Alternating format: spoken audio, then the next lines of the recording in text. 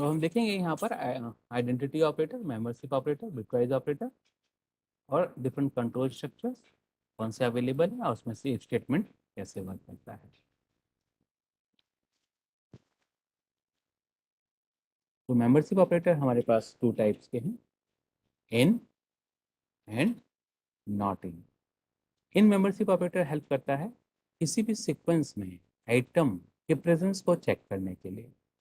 यहाँ पर हम इन का साइन यूज कर सकते हैं और इन के केस में अगर x की वैल्यू इस y में एग्जिस्ट करती है तो ये ट्रू रिटर्न करता है, अदरवाइज ये फॉल्स रिटर्न करता है। अगर एग्जिस्ट करता है तो ट्रू, अगर एग्जिस्ट नहीं करता है तो फॉल्स। सिमिलरली नॉट इन इसका रिवर्स है, अगर एग्जिस्ट नहीं करता है तो true, otherwise false. False if exist, else true. तो यहाँ पर ये एक लिस्ट है और लिस्ट में हम a की वैल्यू को चेक कर रहे हैं। तो a में 10 है और 10 इस लिस्ट में एग्जिस्ट नहीं करता है, so accordingly it will give you the true false result, not exist, so accordingly this message is going to be displayed, a is not available in the given list. अब यहाँ पे ये एक list है और अब हम चेक करना चाहते हैं कि 20 इस लिस्ट में एग्जिस्ट नहीं करता है, so not exist, so it will give the true, so accordingly this message is going to be printed, b is not available in the given list. In this case, we are going to check whether the 2 is available in this list or not. So 2 is present in this list, so it will give you the true value. So this message is going to be printed. A is available in the given list. Similarly, ये एक variable है. This is a variable. This is a tuple, and this is a variable name is dictionary, but actually this is a set. So I want to check whether this A exists in this variable and A exists in this tuple. तो 2 इसमें भी exist करता है और इसमें भी exist करना चाहिए. So accordingly this present in the both the variable, so this will give you the true result. So finally A is available in the given dictionary in the tuple variable. Next is this identity operator. In case of identity operator, we have the is and is not variable. तो is और is not variable का is और is not operator का use check करने के लिए होता है whether the two variables are pointing to the same memory location और नॉट. सो मैंने आपको जैसे बताया कि ये एक वेरिएबल है, ये भी एक वेरिएबल है और हमने a इक्वल टू 10 और b इक्वल टू 10 स्टोर किया है. So in this case both the variables have the same data, so 10 केवल एक जगह पे स्टोर होगा. If the same data is stored in multiple variable then this will be stored a single time and both the variables is going to point to the same data. ये भी इसी को point करेगा और ये भी इसी को पॉइंट करेगा. तो ये डाटा सपोज 100 नंबर लोकेशन पे स्टोर है, तो ए के पास भी 100 स्टोर है और बी के पास भी 100 स्टोर है. It means A is pointing to the 100 number location where the 10 is stored. B is also pointing to the 100 number location where the 10 is stored. तो ये एक तरीके से पॉइंटर्स के कंसेप्ट को फॉलो करता है. So in this case, if you want to know what is the address stored or pointed by the A variable, what is the address pointed by the B variable? So in this case, we can use the ID function. So ID of A, ID of the B. So in this case, it will give you the 100. It will also give you the 100. It means both the variables are pointing to the same memory location. Both the variables pointing to the same memory location. तो इस operator का use address check करने के लिए होता है. इस operator is used to just check the address of a variable. So we can check if A is B. If A is B means the address of the A and address of the B is same or not. In this case, 100 and 100 both are same. So accordingly, both are pointing to the same memory location. But अगर हम लिखते हैं if a equal to b, it means the data pointed by the a, that is 10, the data pointed by the b, that is 10. So 10 is equal to 10. So accordingly it will give you the true result. तो यहाँ पर भी true result है और यहाँ पर भी true result है, बट दोनों ही कंपैरिजन में डिफरेंस है. इक्वल टू के केस में वैल्यूज चेक होती हैं और इसके केस में एड्रेस कंपेयर होता है. So this is the example. और यहाँ पे ए और बी हमारे पास टू डिफरेंट वेरिएबल्स हैं और इसमें अकॉर्डिंगली सेम डाटा स्टोर्ड है. तो हम यहाँ पे कंपेयर कर रहे हैं क्या ए और बी सेम मेमोरी लोकेशन को पॉइंट कर रहे हैं या नहीं. तो in this case 20 same data दोनों ही लोकेशंस के अंदर है, तो दोनों ही वेरिएबल सेम लोकेशन को पॉइंट कर रहे हैं. और इसे अगर डिस्प्ले करना है तो आप आईडी फंक्शन की हेल्प से इनके मेमोरी लोकेशन को डिस्प्ले कर सकते हैं. तो ID of a A and ID of a B, so it will display the ID of the A and ID of the B. तो दोनों ही वेरिएबल के एड्रेसेस को डिस्प्ले करने के लिए आप आईडी फंक्शन की हेल्प ले सकते हैं.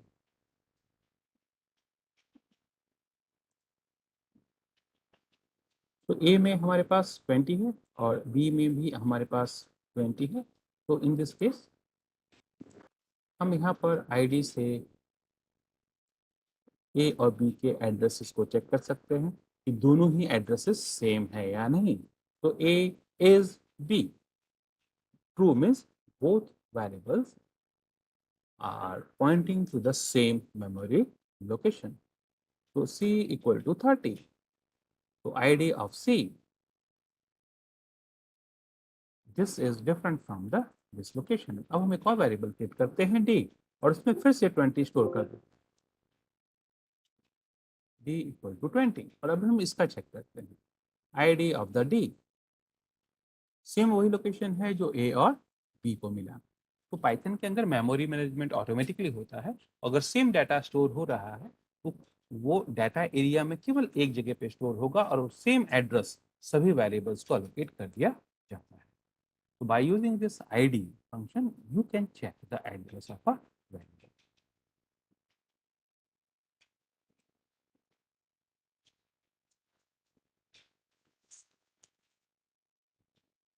तो हम एड्रेसेस को ऐसे भी कंपेयर कर सकते हैं और इस फंक्शन से भी कर सकते हैं. बट मैंने आपको जैसे बताया a इक्वल टू बी और a इज b में क्या डिफरेंस है.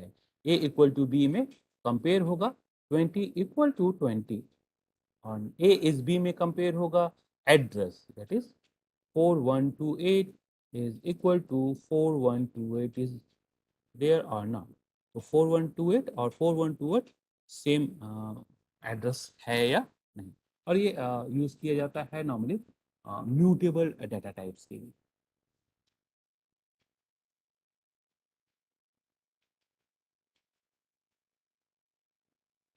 Next is this bitwise operator. Bitwise operator हमने कल भी देखा था.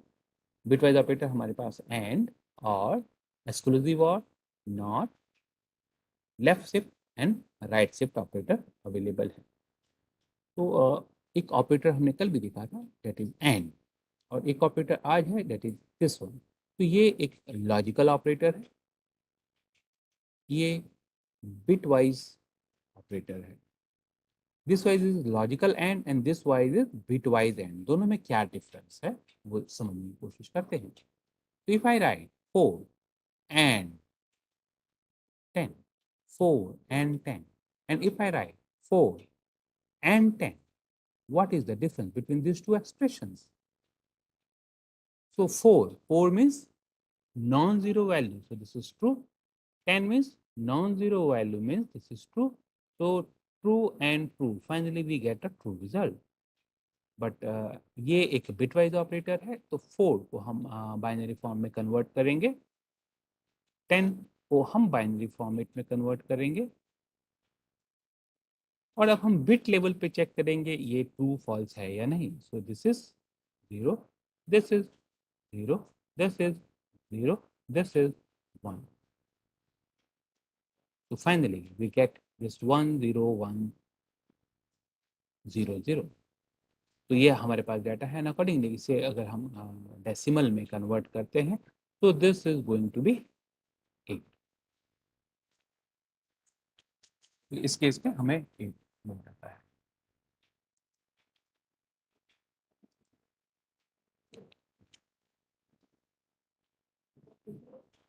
सिमिलरली हम और ऑपरेटर का भी यूज कर सकते हैं। और ऑपरेटर के केस में क्या होगा, 4 और 10। तो ये 4 का बाइनरी है 100, ये 10 का बाइनरी है 1010। So or means if any of the bit is true, then the result is true. So in this case we will get this. और इस केस में आपको 14 रिजल्ट मिल जाता है, बिकॉज 1110 इज एक्चुअली 14। और इसे आप चेक करना चाहते हैं तो चेक कर सकते हैं, 4 and 10, 4 and 10 0 है।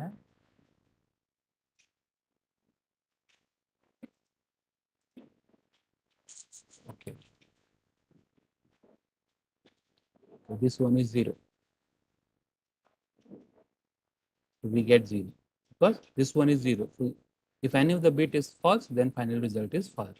In this case all the 0 means we get the 0 here. और इस केस में कोई भी बिट अगर 1 है तो फाइनल रिजल्ट हमारे पास 1 है।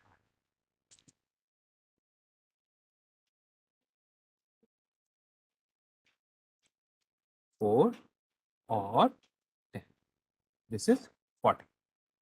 So this is the difference between the bitwise AND operator and OR operator and the logical AND and OR operator. और सेम अगर हम लिखते हैं A 4 and 10 तो हम यहाँ पर ट्रू रिजल्ट मिलता है। सिमिलरली अगर हम लिखते हैं 4 और 10, so in this case also we will get the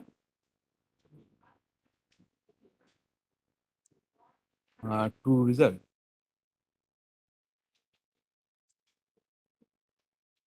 A equal to 4 and 10.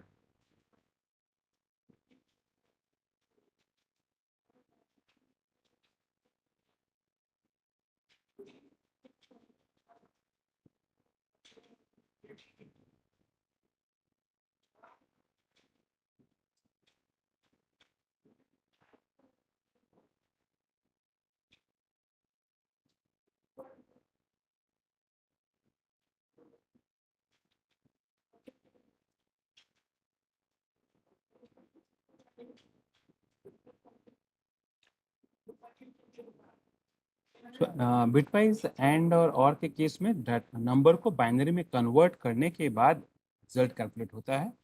And in case of a logical operator it's working somewhat different. And के केस में ये 4 and 10, so this is true and true, so finally we have to get a true result, but in this case it is giving the highest number. In case of OR it is giving the lowest number. So फिर check करते हैं बराबर 4 and 5 and 10, 4 और 5 और 10 और 1।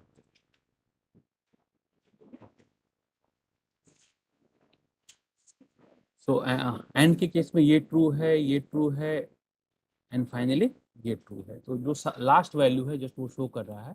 और के case में फर्स्ट वैल्यू ट्रू है तो बाकी की वैल्यूज को चेक ही नहीं कर रहा है, तो फर्स्ट वैल्यू को ही जस्ट उसने कंपेयर कर लिया और उसी को रिजल्ट को रिटर्न कर दे रहा है, because first value is true, तो the remaining expression is not going to be evaluated. तो एंड के केस में ये 0 को फॉल्स लेता है और बाकी वैल्यूज को ट्रू कंसिडर करता है।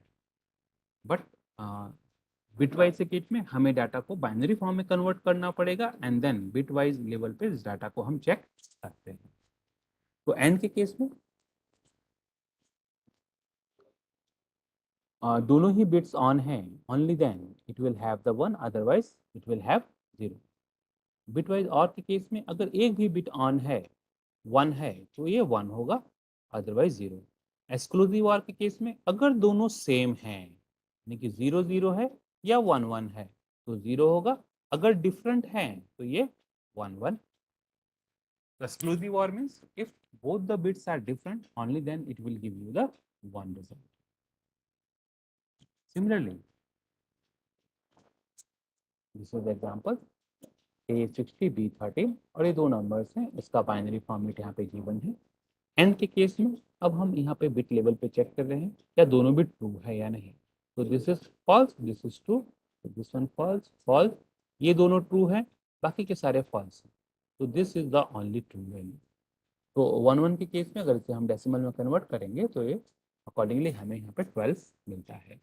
बिटवाइज और के केस में एक भी बिट अगर 1 है, एक भी बिट 1 है, तो फाइनल रिजल्ट हमें 1 मिलता है।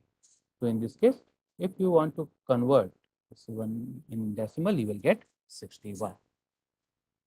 और एक्सक्लूसिव OR के केस में मैंने आपको बताया कि अगर दोनों डिफरेंट हैं तब 1 होगा, अगर दोनों डिफरेंट हैं तो 1 होगा, this one and this one.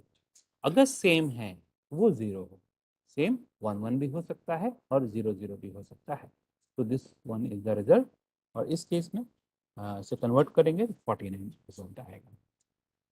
In case of ones complement जितने भी बिट्स हैं वो इनवर्स हो जाते हैं, जो 0 है वो 1 में कन्वर्ट हो जाता है और जो 1 है वो 0 में कन्वर्ट हो जाता है।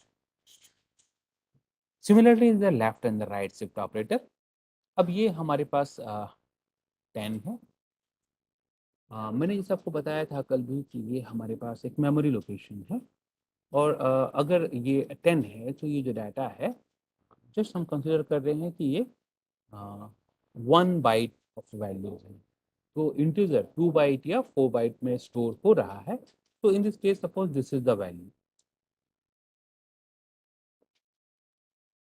ये हमारे पास डाटा है। बाकी के सारी वैल्यूज 0 0 0 0 0 0 0, ये 2 बाइट मेमोरी लोकेशन है, इसमें हमारा ये 10 स्टोर्ड है। अब इसे राइट शिफ्ट करना है या लेफ्ट शिफ्ट करना है, उसका क्या इम्पैक्ट होता है वो अब हम समझने की कोशिश करते हैं। तो in this case suppose I want to shift the 2 bits toward the right. तो राइट में जब हमने शिफ्ट किया तो ये 1 0 1 0, 2 बिट्स राइट में शिफ्ट हुए, तो अकॉर्डिंगली जो 1 0 है ये इस बाउंड्री एरिया से बाहर चला गया। It mean this value is going to be truncated. और बाकी की सारी वैल्यूज आपकी 0 0 0 0 0 0 0 0 0, दिस वन इज ऑल्सो 0 0। तो सारी वैल्यूज राइट में शिफ्ट हुई, दो स्पेस क्रिएट हुआ, वो 0 से रिप्लेस हो गया। तो फाइनली वी हैव द 1 0 और इस 1 0 को अगर हम कन्वर्ट करते हैं तो ये हमें 2 वैल्यू में कन्वर्ट होगा। तो 10 को अगर हमने 2 बिट्स शिफ्ट किया है तो finally we get the 2 as a result.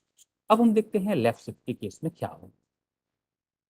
Again we are taking the same example 0 0 0 0 0 0 0 0 0 0 this 1 0 1 0। अब इस केस में हम 2 बिट्स लेफ्ट साइड में शिफ्ट करेंगे। तो इस केस में अब 2 बिट्स स्टार्टिंग के आउट ऑफ बाउंड्रीज हो गए। तो 0 0 0 0 0 0 0 0 0। अब ये 1 0 यहाँ पर आ गया, ये 1 0 इस पोजीशन पे आ गया। अब यहाँ पे दो स्पेसेस क्रिएट हुए हैं, ये 0 0 से रिप्लेस हो गए। अब इस डाटा को हम कन्वर्ट करते हैं डेसिमल फॉर्मेट में। तो इसे अब हम डेसिमल में कन्वर्ट करेंगे तो अकॉर्डिंगली ये 40 आएगा। तो इफ वी कन्वर्ट और shift 2 bits towards the right और 2 बिट्स टुवर्ड्स द लेफ्ट, तो अगर लेफ्ट में शिफ्ट कर रहे हैं तो क्या आया हमारे पास 40। तो अगर 1 0 1 0 0 को अगर आप कन्वर्ट करके देखेंगे भी बाइनरी फॉर्मेट में तो 40 ही आए। तो अब इस नंबर को अगर हम देखें तो this is equivalent to n divide by 2 to the power number of bits shifted. तो ये आपका नंबर है और ये आपका b है, कितने बिट्स आपने शिफ्ट किए। तो n में आपके पास क्या है 10, 2 to the power 2. So 10 divided by 4. Finally, you will get the 2 here. Or in this case also, left shift is equivalent to n multiply by 2 to the power b. So n में आपके पास 10 है, 2 bits आपने shift किए हैं. Finally, this is 10 into 4, this is 40. So it means right shift is equivalent to dividing the number by 2 to the power b, and left shift is equivalent to multiplying the number by 2 to the power b. तो आप किसी भी number को right shift या left shift का result check करना है तो आप चेक करके यहाँ पर देख सकते हैं. And this will also work.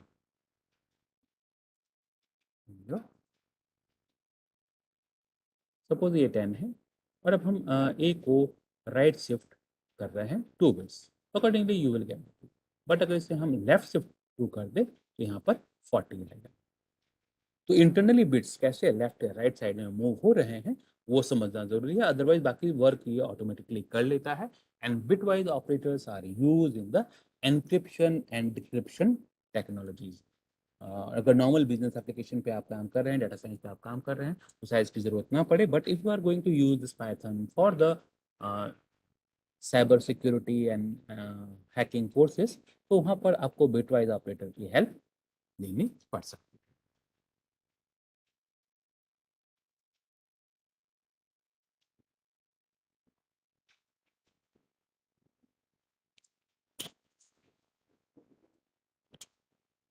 Next is this control statement. Control statements modify the order of statement execution. जो प्रोग्राम का स्टेटमेंट है उसके एग्जीक्यूशन ऑर्डर को चेंज करने के लिए हम कंट्रोल स्टेटमेंट की हेल्प लेते हैं. तो control statement can cause other program statement to execute multiple times, not to execute at all, depending upon the circumstances. तो हम कंट्रोल स्टेटमेंट का यूज करके किसी भी स्टेटमेंट को मल्टीपल टाइम भी रिपीट कर सकते हैं या फिर फ्रॉम द टू स्टेटमेंट्स हम किसी एक स्टेटमेंट को सेलेक्ट भी कर सकते हैं. It means we have a looping control structure, we have a branching control structure. So looping and branching is the two type of control structure. So in case of a looping, we can repeat the same number of statement multiple times. In case of a branching, we can select one branch out of the given branches depending upon the circumstances or a condition. So we have branching statement, we have a looping or iterative statements. Branching के case में given alternative में से one option को select करना होता है. But in case of looping we have to repeat a statement till the condition is true. तो Python के केस में हमारे पास फॉर और व्हाइल लूप है. ब्रांचिंग केस में if else and ladder if statement हमारे पास अवेलेबल है. तो इनमें से किसी भी ब्रांचिंग स्टेटमेंट का यूज किया जा सकता है.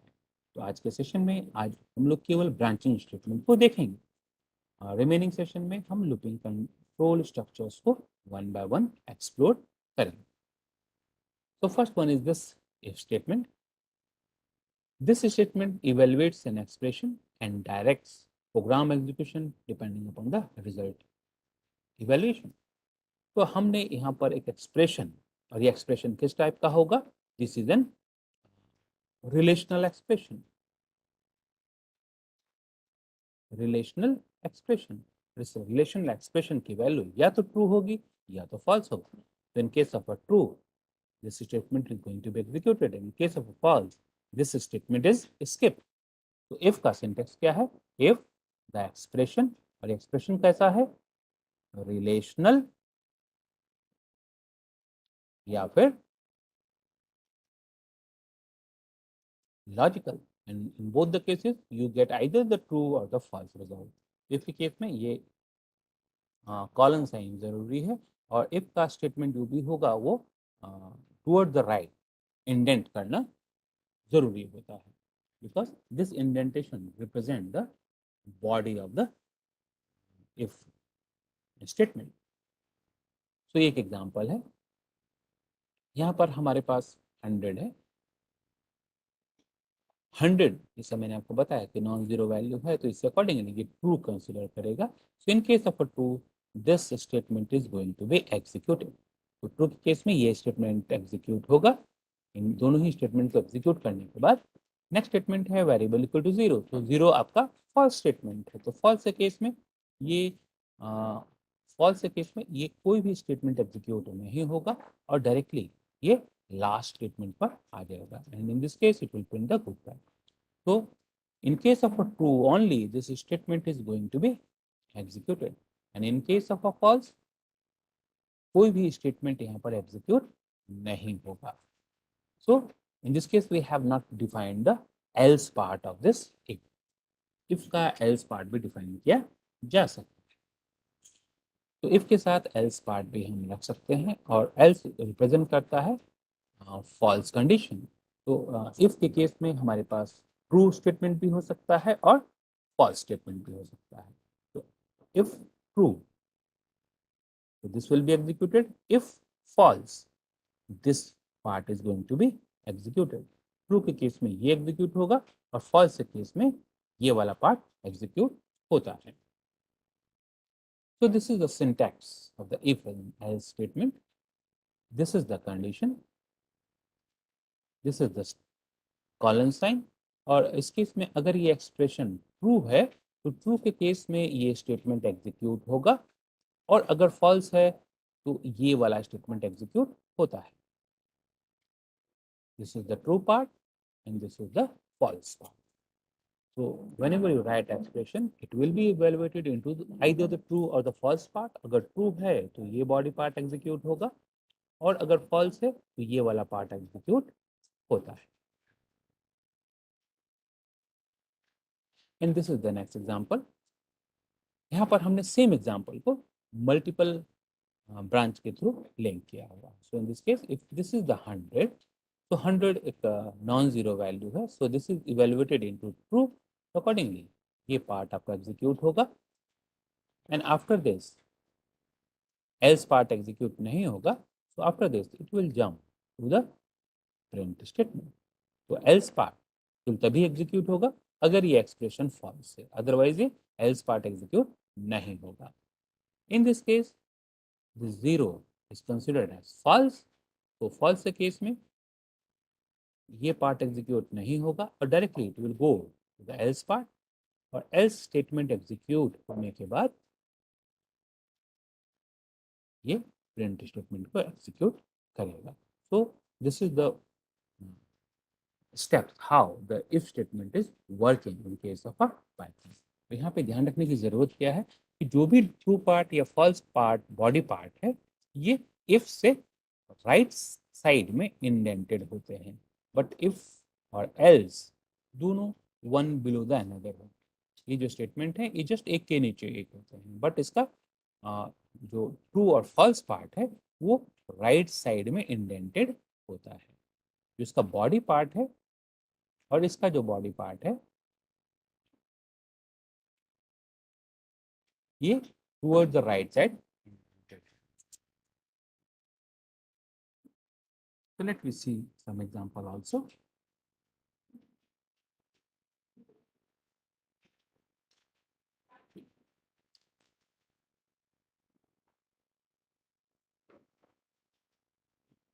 सपोज हमारे पास ये एक नंबर है, हम इस नंबर को चेक करना चाहते हैं ये ऑड है या इवन। तो in this case we can just divide this number by the 2, और रिमाइंडर को अब हम चेक करेंगे क्या ये रिमाइंडर इक्वल टू जीरो है या नहीं। तो अगर जीरो है it mean this number is a even number.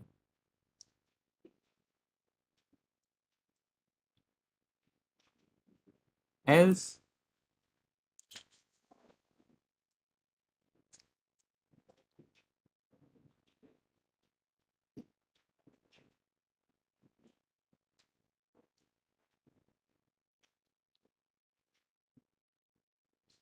This is odd number. तो ऑड या नंबर या इवन नंबर को चेक करने के लिए हम यहाँ पर स्टेटमेंट स्पेसिफाई कर सकते हैं।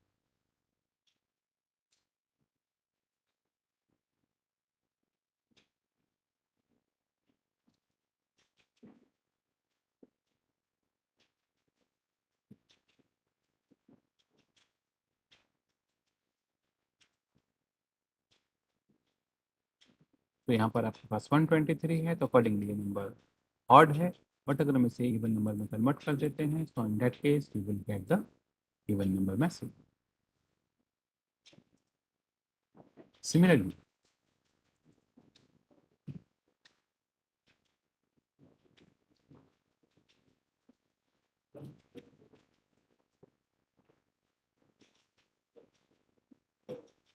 हमें डिस्काउंट कैलकुलेट करना है। So this is the price of the item and this is the quantity and this is the total value. This is the price multiplied by this quantity.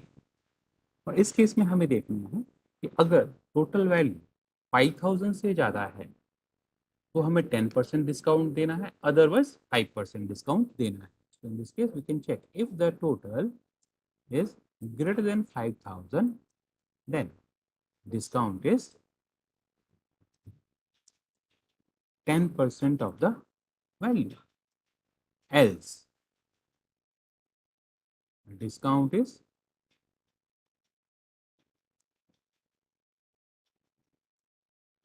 5% of the value. So instead of this आप 10 divided by 100 भी लिख सकते हैं, so that it will be more clear to you. 10%, 10, 5%. अब यहाँ पर आप payable bill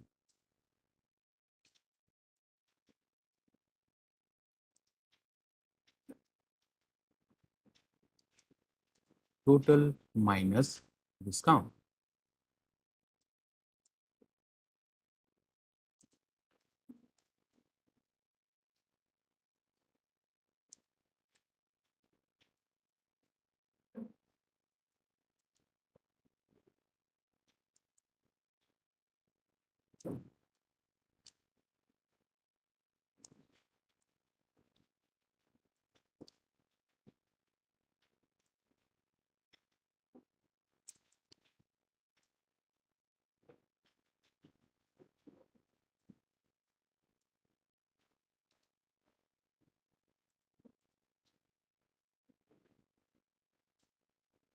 तो ये हमारे पास प्राइस है, क्वांटिटी है, कैलकुलेट किया हमने।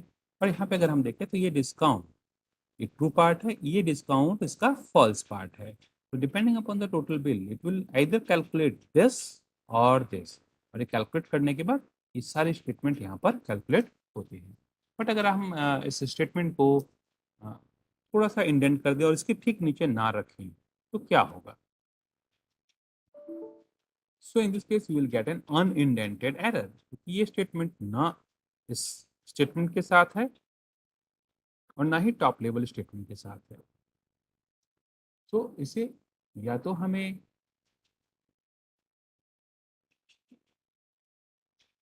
राइट साइड में मूव करना होगा जस्ट इस स्टेटमेंट के साथ, या फिर हमें इसे लेफ्ट स्टेटमेंट के साथ जस्ट फर्स्ट स्टेटमेंट के साथ जो फर्स्ट नंबर कॉलम है वहां पर हमें यहाँ पर स्पेसिफाई करना होगा।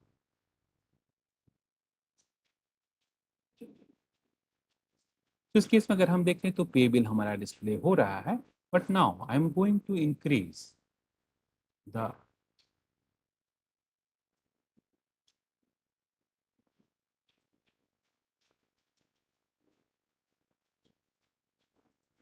Total bill. तो इस केस में ये एरर आ गया। अब ये एरर का क्या रीजन है?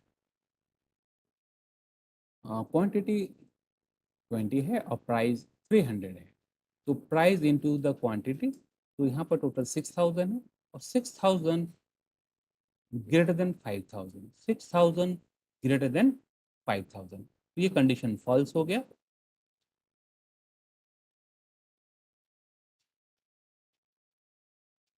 ये कंडीशन ट्रू हो गया। तो 6000 इज ग्रेटर देन 5000, तो इस केस में आपका डिस्काउंट कैलकुलेट हो गया, दैट इज 10%। तो यहाँ पे आप देख सकते हैं डिस्काउंट आपका 10% शो कर रहा है। And after this it will directly jump to this statement, इस स्टेटमेंट पे यहाँ पे जंप करेंगे। In this case this pay bill is not calculated, क्योंकि पे बिल किसका पार्ट है? फॉल्स का पार्ट। तो फॉल्स के केस में only in case of false pay bill आपका कैलकुलेट हो रहा है।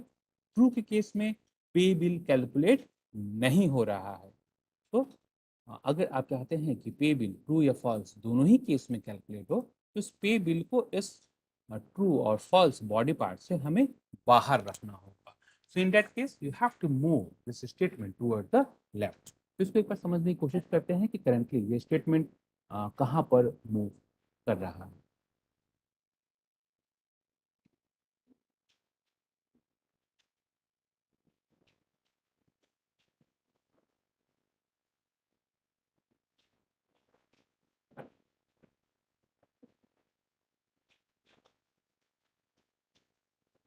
ये प्राइस है,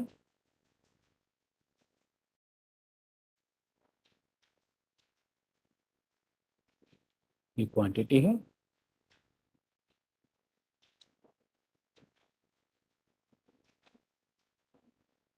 this is total,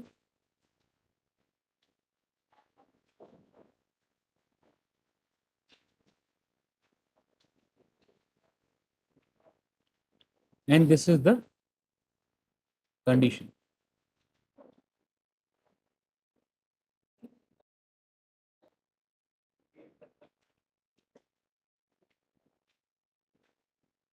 Total greater than this price. So this is the first statement. After that, this will be the statement. After that, this will be the statement. And after that, this will be the statement. तो ये तो condition या तो true होगी या तो false होगी। So in this case either we have the true part और we have the false part. So true के केस में क्या स्टेटमेंट एग्जीक्यूट हो रहा है? Discount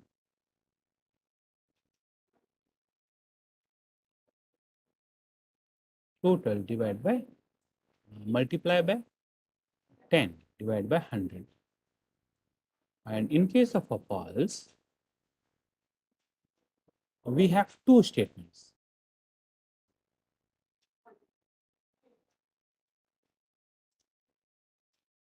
Discount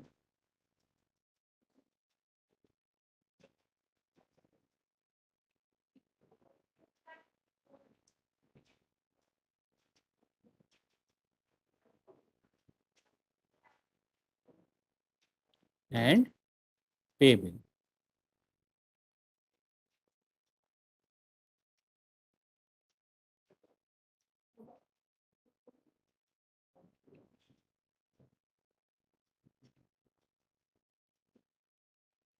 Total minus discount. And finally, we move to display this value.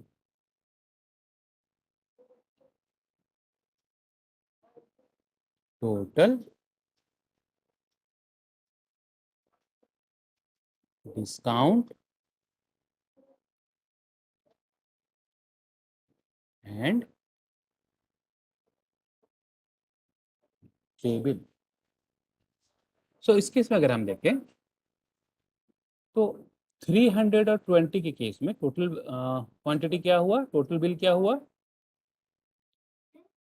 6000. तो 6000 total greater than 5000. So 6000 greater than 5000.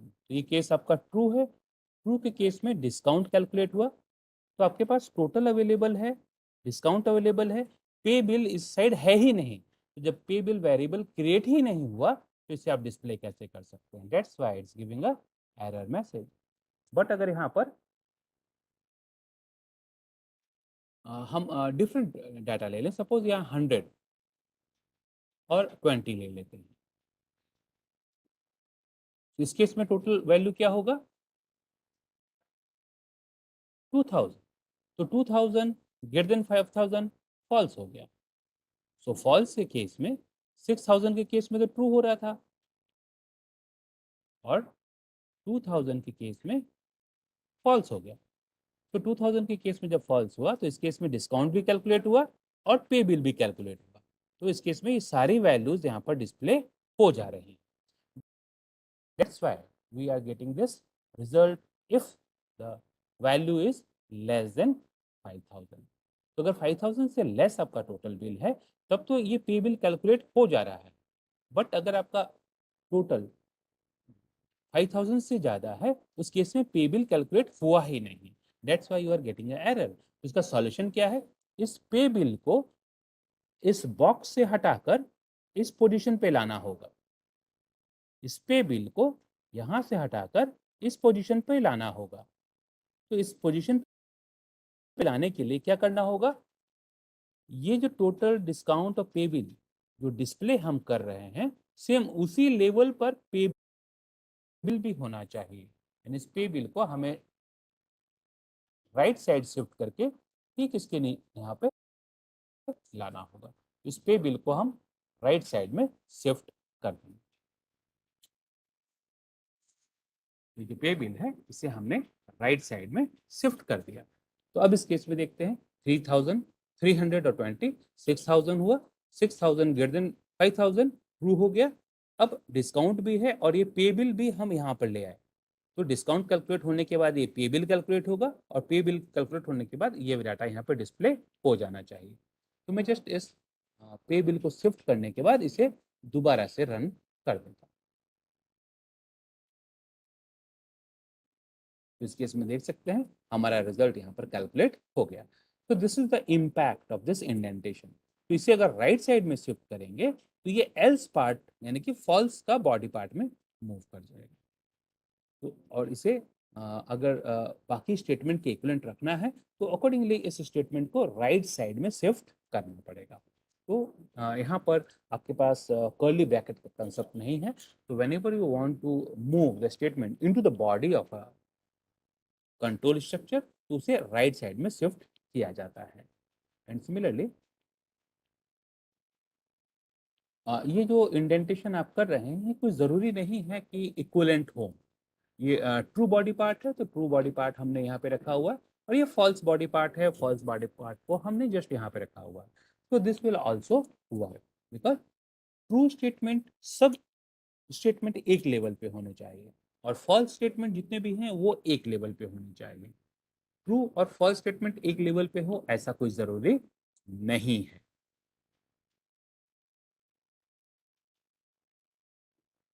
But normally इसके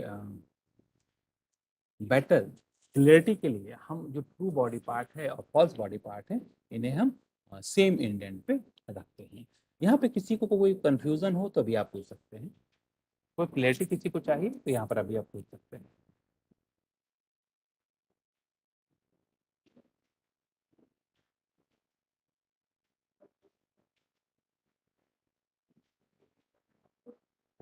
किसी का कोई क्वेरी हो?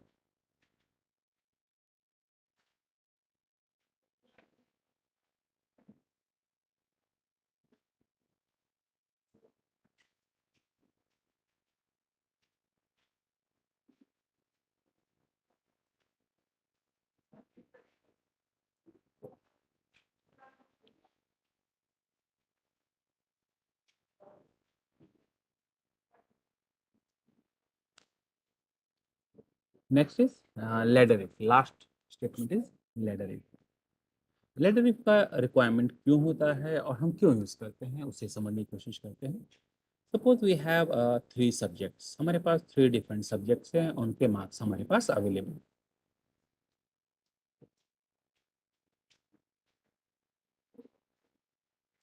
इस केस में हमने टोटल मार्क्स कैलकुलेट कर लिया M1 M2 एंड M3। इस केस में परसेंटेज कैलकुलेट करना है तो परसेंटेज कैलकुलेट किया जा सकता है just by considering that all the marks are out of 100। So we have calculated the percentage and now I want to calculate a grade. तो ग्रेड के लिए हम एक क्राइटेरिया स्पेसिफाई करना चाहते हैं and this criteria is like that 0 से लेकर 49 तक fail, 49 to 60 C, 61 to 85, B and 86 to 100 this A। ये हमारे पास क्राइटेरिया। तो इस क्राइटेरिया के बेस पर हम ये एक्सप्रेशंस कैसे लिखेंगे? तो नॉर्मल इफ के बेस पे कैसे लिखेंगे और लैडर इफ हमें कैसे हेल्प कर सकता है, इसको समझने की कोशिश करते हैं। तो I am just writing if the percentage is greater than equal to 0 and percentage less than equal to 49. In this case, the grade is F. Else. Else case में भी कॉलन जरूरी है और ट्रू के फर्स्ट स्टेटमेंट में भी colon compulsory.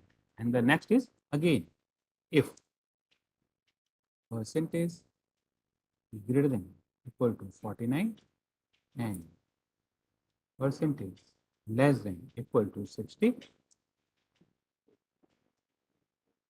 the grade is equal to, let's see, else again if percentage greater than equal to 61 and percentage less than equal to this 85, grade is B। Else grade is A। और यहाँ पर अब हम सबसे starting point पे यहाँ पर अब हम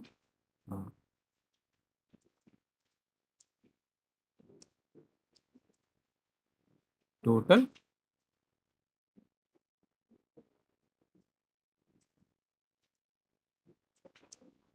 परसेंटेज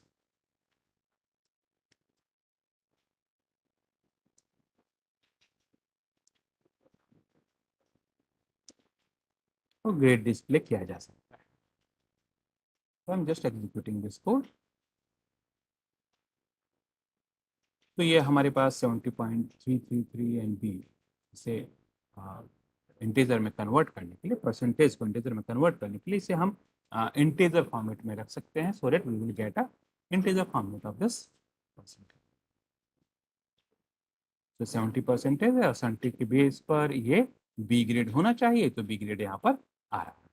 फर्दर इसको चेक करने के लिए आप इस मार्क्स को चेंज कर सकते हैं, so that you can check each of the branch of this if statement. तो 90 के केस में अकॉर्डिंगली ए ग्रेड होना चाहिए, ए ग्रेड हो रहा है। तो स्टेटमेंट को लिखते वक्त अगर हम देखें तो यहाँ पर हमें बहुत सारे इंडेंटेशन की जरूरत पड़ी। This is the part of the L's and this is the part of this else. तो यहाँ पर बहुत सारे इंडेंटेशन की रिक्वायरमेंट हमें पड़ा। तो एक ब्रांच, एक इफ स्टेटमेंट दूसरे इफ स्टेटमेंट के ब्रांच में है। तो ऐसे केसेस में जहाँ पर हमें मल्टीपल इफ स्टेटमेंट्स को नेस्टेड करने की जरूरत पड़ रही है, एक इफ के अंदर दूसरा इफ लिखने की जरूरत पड़ रही है, ऐसे केसेस में we can use the ladder if.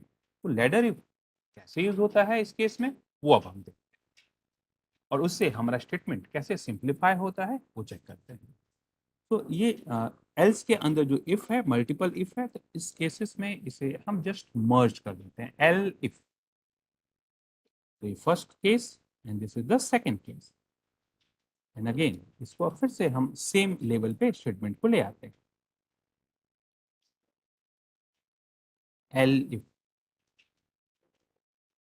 तो इस केस में जितने भी ट्रू पार्ट और फॉल्स पार्ट हैं सब एक लेवल पर हमने मूव कर दिया। तो this will help us in writing a more clear way of writing a programme.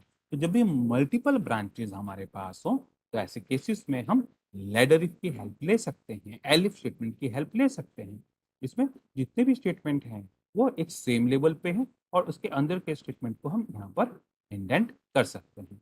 But इस इफ स्टेटमेंट के केस में हमें इंडेंटेशन को ध्यान में रखना पड़ता है। तो ये इफ और ये एल्स इस एल्स के अंदर रहेगा, ये इफ और ये एल्स इस एल्स के अंदर इंडेंट करना होगा। तो इस टाइप के इंडेंटेशन एरर से बचने के लिए हम लैडर इफ की हेल्प ले सकते हैं जब भी हमारे पास मल्टीपल कंडीशंस अवेलेबल हो. So this is the use of the ladder if.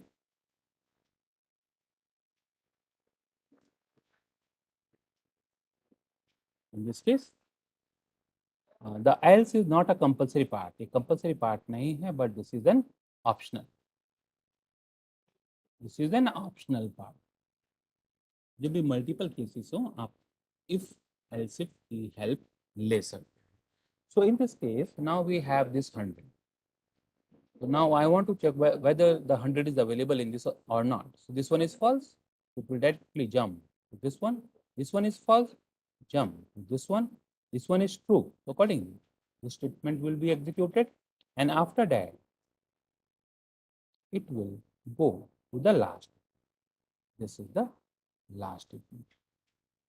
तो एल्स पार्ट कब एग्जीक्यूट होगा? अगर ऊपर का कोई भी केस ट्रू नहीं हुआ है तो only then the else part is going to be executed. So this is all the examples related with the if else and elif statement. तो आज की डेट में जो हमने किया वो मेन है ब्रांचिंग स्टेटमेंट और the membership operator. Membership operator is a very important operator which is going to be used maximum time in the different examples. So membership operator to clearly समझना जरूरी है, and how we can write a different type of if statement. If anyone of you have any query related with the membership operator, bitwise operator, or the if statement, you can ask.